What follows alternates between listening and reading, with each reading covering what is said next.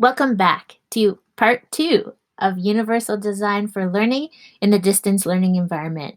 My name is Lene Bates, and this video was created by myself and Amy Quinn, consultants in learning support services. Let's continue. First, we will review tips 1 through 3.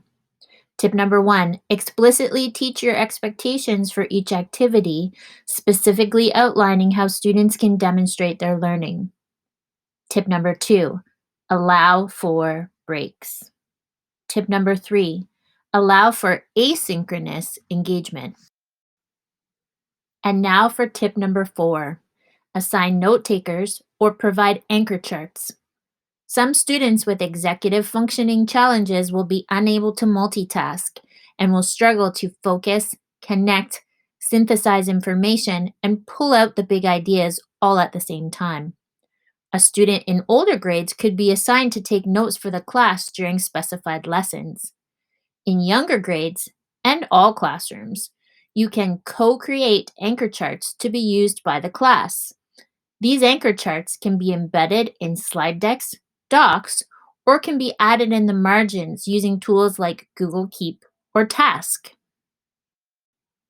Tip number 5, make materials accessible. Provide short descriptions of the purpose of videos and images.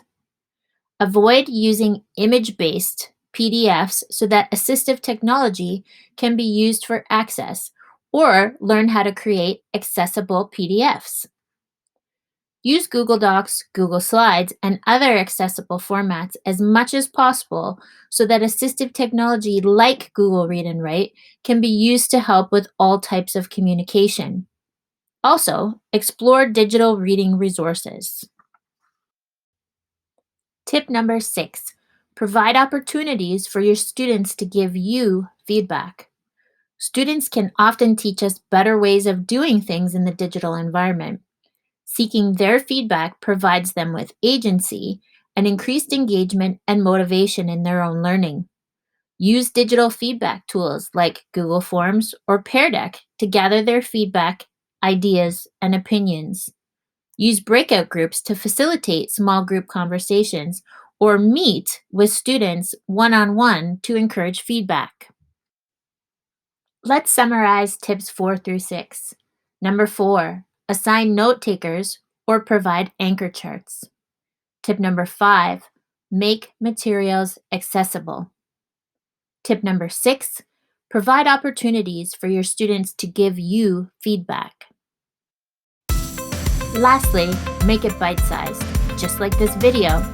Assigning bite-sized pieces of meaningful work in partnership with our students will make all of our students feel successful and valued.